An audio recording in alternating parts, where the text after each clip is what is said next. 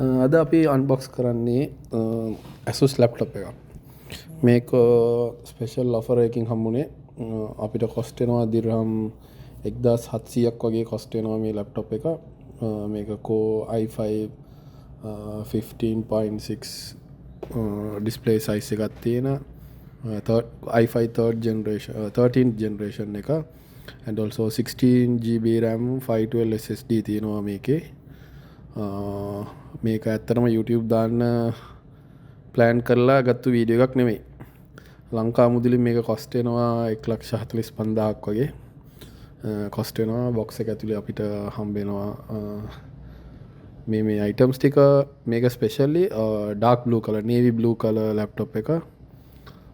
International warranties උත් අපිට හම්බ වෙනවා අවුරුද්දකට. ඔය තියෙන්නේ කේබල් එකයි ඇඩැප්ටර් එකයි. So අපි ඇතුළේ අපිට හම්බ වෙනවා user manual එක languages 3කින්, user manual එක languages 2කින් and plus international warranty එක ඇතුළේ තියෙනවා. ඇතුළේ තියෙන paper එක ඇවිල්ලා ඒගොල්ලන්ගේ Asus application පිළිබඳ තියෙන paper එක, and ඊගාවට අපි ඇතුළේ තියෙන laptop එක බලමු. මේකේ වැඩි විස්තරයක් දාන්න. මේක dedicated VG එකක් ඉන්නේ, integrated එකක් ඉන්නේ, iris display එකක් තියෙන, Windows 11 ඔෆිෂියලි එනවා.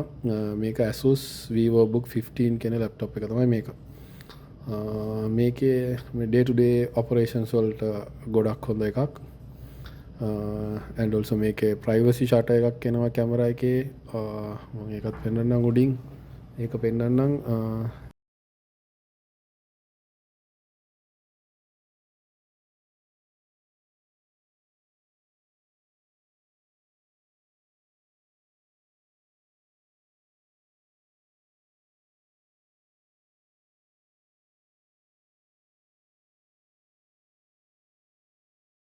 ඊගාවට මේ ලැප්ටොප් එකේ ස්පෙෂලිටි එක තමයි මේකේ ඩිස්ප්ලේ එක 180 ඩිග්‍රී වෙනකම්ම අපිට කෙලින් කරන්න පුළුවන්.